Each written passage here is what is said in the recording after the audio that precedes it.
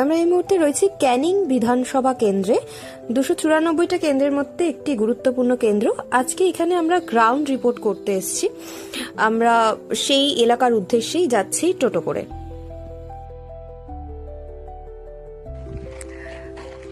Day 1 Canning বিধানসভা 2026-এর vote আসন্ন।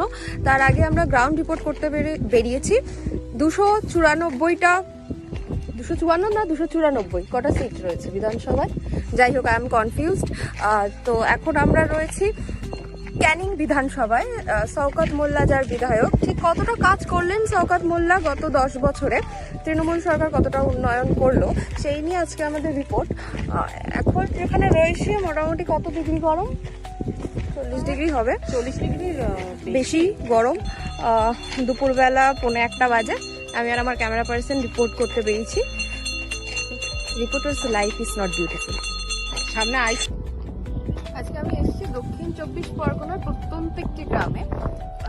তো আমি বেসিক্যালি রিপোর্টার এই কারণেই হতে চাইছিলাম, গ্রাউন্ড রিপোর্টিং এর জন্য। আমি আমার ক্যামেরা পার্সনকে চারিদিকটা একটু দেখানোর জন্য আমাদের শহরের থেকে কতটা আলাদা, এই এক্সপিরিয়েন্স গুলো গেইন করার জন্য কোথাও গিয়ে আমি রিপোর্টার হতে চেয়েছিলাম।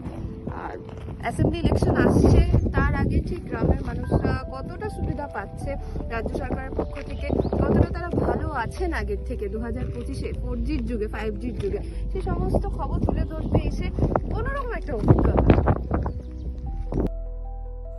ক্যানিং বিধানসভা কভার করা কমপ্লিট। ভিডিও আসছে খুব তাড়াতাড়ি, আমি সেই ভিডিও লিংক দিয়ে দেবো। আমরা আবার যেরকম টোটো করে এসেছিলাম ঠিক টোটো করে আবার স্টেশনে ফিরে যাচ্ছি।